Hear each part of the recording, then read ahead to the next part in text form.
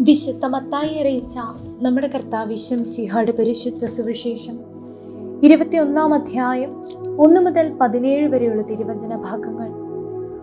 അവർ ജെറുസലേമിനെ സമീപിക്കവേ ഒലിവുമരയ്ക്കരികെയുള്ള ബെത്ഫഗയിലെത്തി.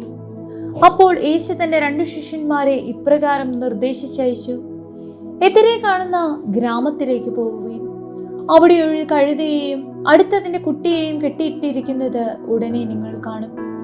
അവയെ അഴിച്ച് എന്റെ അടുക്കൽ കൊണ്ടുവരിക. ആരെങ്കിലും നിങ്ങളോട് എന്തെങ്കിലും ചോദിച്ചാൽ കർത്താവിന് അവയെ കൊണ്ട് ആവശ്യമുണ്ടെന്ന് പറയുക. അവൻ ഉടനെ തന്നെ അവയെ വിട്ടുതരും. പ്രവാചകൻ വഴി പറയപ്പെട്ട വചനം പൂർത്തിയാകാനാണ് ഇത് സംഭവിച്ചത്. ശിയോൻ പുത്രിയോട് പറയുക, ഇതാ നിന്റെ രാജാവ് വിനയാന്വിതനായി കഴുതയുടെയും കഴുതക്കുട്ടിയുടെയും പുറത്ത് നിന്റെ അടുത്തേക്ക് വരുന്നു.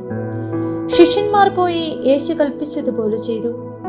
അവർ കഴുതയെയും കഴുതക്കുട്ടിയെയും കൂട്ടിക്കൊണ്ടുവന്ന് അവയുടെ മേൽ വസ്ത്രങ്ങൾ വിരിച്ചു.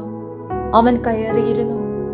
ജനക്കൂട്ടത്തിൽ വളരെ പേർ വഴിയിൽ തങ്ങളുടെ വസ്ത്രങ്ങൾ വിരിച്ചു.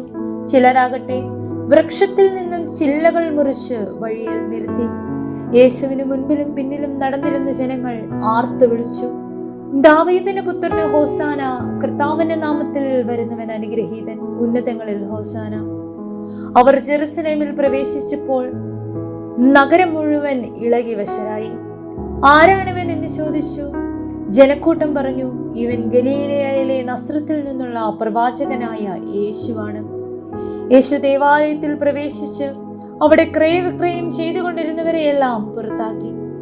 നാണയമാറ്റക്കാരുടെ മേശകളും പ്രാവ് വിൽപ്പനക്കാരുടെ ഇരിപ്പിടങ്ങളും അവൻ തട്ടിമറിച്ചിട്ടു.